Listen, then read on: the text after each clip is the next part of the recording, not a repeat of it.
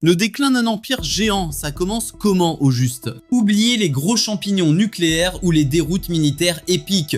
C'est bien plus banal et silencieux. Ça démarre bêtement quand le robinet crache du vide, quand vos radiateurs gèlent et que les égouts repeignent joyeusement vos trottoirs. C'est visuel devant vos yeux, ce n'est pas un vieux reportage du 19e siècle. Bienvenue en Fédération de Russie, l'autoproclamé titan énergétique du 21e siècle, rien que ça. Un pays tranquillement assis sur le plus grand gisement gazier planétaire, qui laisse ironiquement ses propres habitants gelés sur place dans leur salon. Après avoir joyeusement pris pour cible le réseau électrique ukrainien, le Kremlin admire désormais ses propres installations s'effondrer comme un vulgaire château de cartes. Salut des stratèges, bienvenue chez Monsieur Warlob, je serai votre hôte pour ce petit festin géopolitique. Aujourd'hui, on décortique un point de rupture monumental que les grands médias ont royalement ignoré. On va exposer ce crash systémique sur cet immense territoire depuis les abîmes russes.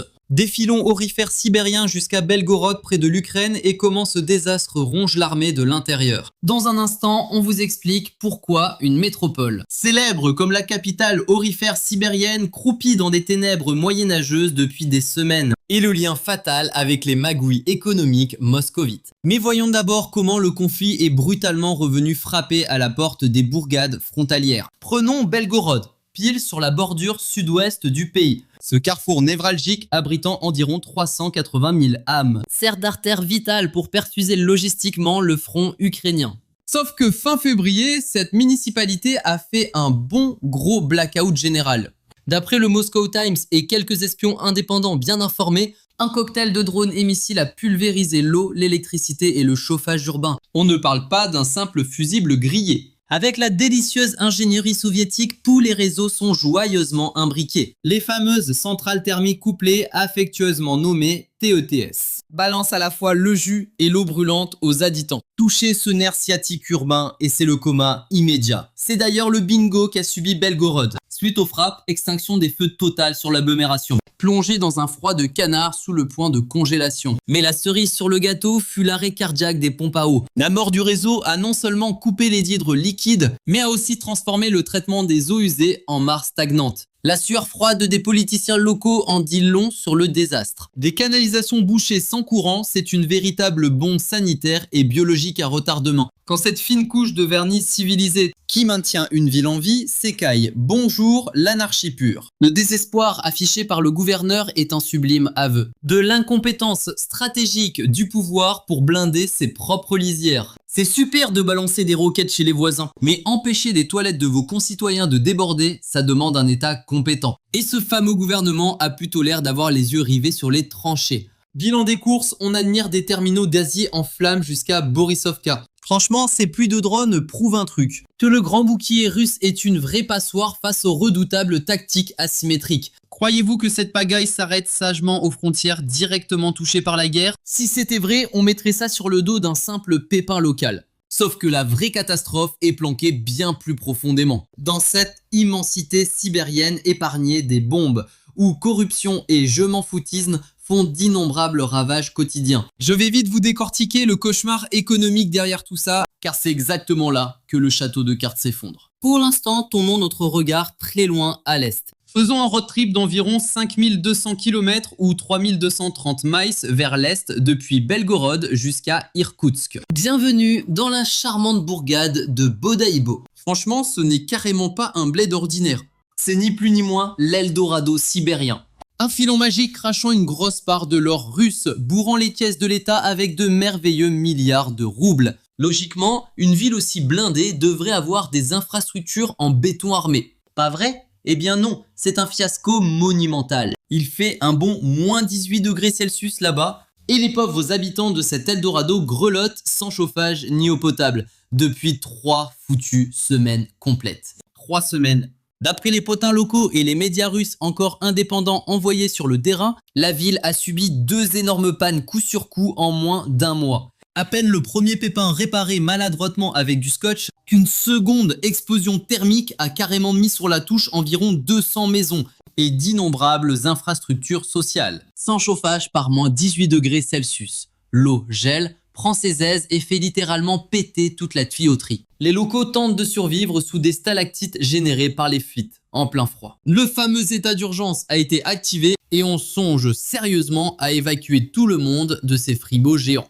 C'est là qu'on se pose la bonne vieille question stratégique. Comment une ville pondant de l'or au quotidien n'a pas un seul copec pour rafistoler sa propre plomberie défaillante? Cherchez la réponse dans ce combo, pillage historique et économie de guerre complètement focalisée. Pour Moscou, la Sibérie c'est juste un supermarché gratuit à ciel ouvert. On y pompe joyeusement pétrole, gaz, or et diamants, mais on lâche à peine quelques centimes pour entretenir les infrastructures de la région. Sauf qu'aujourd'hui, même ces miettes disparaissent. Chaque rouble file direct financer de grosses usines d'armement, la solde des troufions au front et un appareil sécuritaire devenu complètement obèse. Ces tuyaux qui sautent à Bodaibo, c'est la tragique bande-son du naufrage des priorités économiques russes. Un système de gouvernance incapable d'utiliser le butin de son propre jardin pour protéger ses citoyens du gel n'ira pas bien loin sur l'échiquier géopolitique. Pire encore, Bodaibo n'est pas seul. Regardons plus à l'est vers Khabarovsk, exactement la même galère. Des milliers de personnes se sont retrouvées congelées après qu'une conduite principale a rendu l'âme de manière catastrophique. D'après les infos du média Dialogue.ua, la Sibérie entière s'enfonce quotidiennement dans la crise. Les gens, mode survie au max, on empile les pulls et on allume des feux chez soi. Spoiler, ces gigantesques pannes thermiques ne se réparent pas avec un simple bout de scotch. Les vieux tuyaux en acier datant littéralement de l'époque soviétique et zappés depuis des plombes ont fini par exploser sous la pression délirante du réseau. Et croyez-moi, cette fin du monde logistique n'a pas attendu février pour débarquer. Pour piger les racines de ce gros bordel, faisons un petit saut en arrière jusqu'en janvier. Car Dan Nature s'amusait déjà à titiller les failles du réseau bien avant. En janvier 2026, le Kamtchatka s'est mangé une véritable apocalypse blanche. 2 mètres de poudreuse records ont totalement figé la région. Tous coincés à la maison, zéro transport et des rayons de supermarché dévalisés. Bon, celui joli grabe là-bas n'a rien d'une surprise. Surtout dans un trou aussi paumé que ce bout du monde. Mais la vraie blague, c'est l'incapacité lunaire du gouvernement à gérer un tel merdier. Pas l'ombre d'un chasse-neige ni d'un secouriste à l'horizon. Une preuve magistrale que leur belle machine étatique partait en fumée.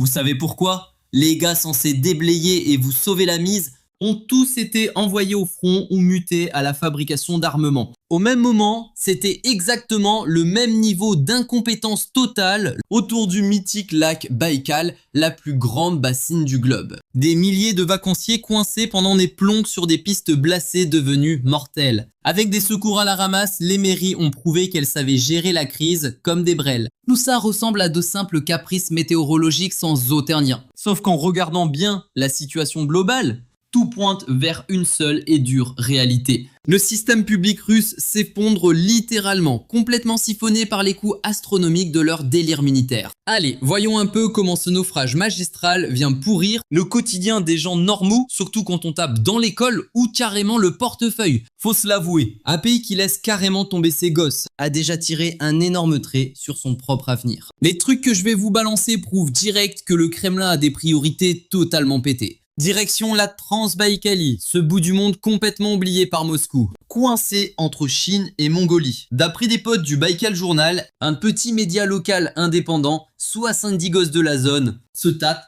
14 km, soit environ 8,7 miles chaque jour, juste pour espérer gratter un cours. Leur propre bahut, fermé carrément rideau baissé. L'excuse bidon, une soi-disant optimisation pour sauver 3 ronds. Tout ça par moins 30 degrés avec un vent glacial et sans l'ombre d'un bus scolaire. Ces pauvres gosses bravant ce trajet de l'enfer montrent bien à quel point Moscou se contrefiche royalement de sa propre province. Avec le prix d'un seul foutu missile, plein de bahuts du coin tourneraient pendant des années. Mais devinez quoi? La baston a carrément gagné contre l'éducation.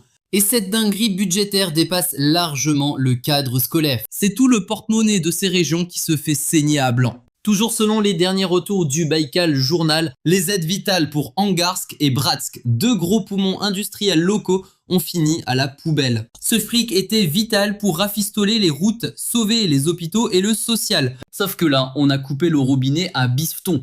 Et les mairies se retrouvent à jouer à Koh-Lanta en mode survie. Et ce n'est que la face visible d'un crash économique totalement délirant. Les murs s'écroulent, la bouffe coûte un bras et les gens étouffent un peu plus chaque matin. L'économie de guerre fait peut-être joli sur les tableaux Excel du gouvernement. Fabriquer des obus 24 heures sur 24, ça gonfle grave le PIB. Mais bon, on ne fait pas de soupe avec des balles, ça ne nourrit personne. La banque centrale a beau exploser ses taux d'intérêt, le prix du caddie reste hors de contrôle. Payer ses œufs et son poulet au prix du caviar et galérer pour manger, c'est juste le karma d'une chaîne logistique complètement flinguée.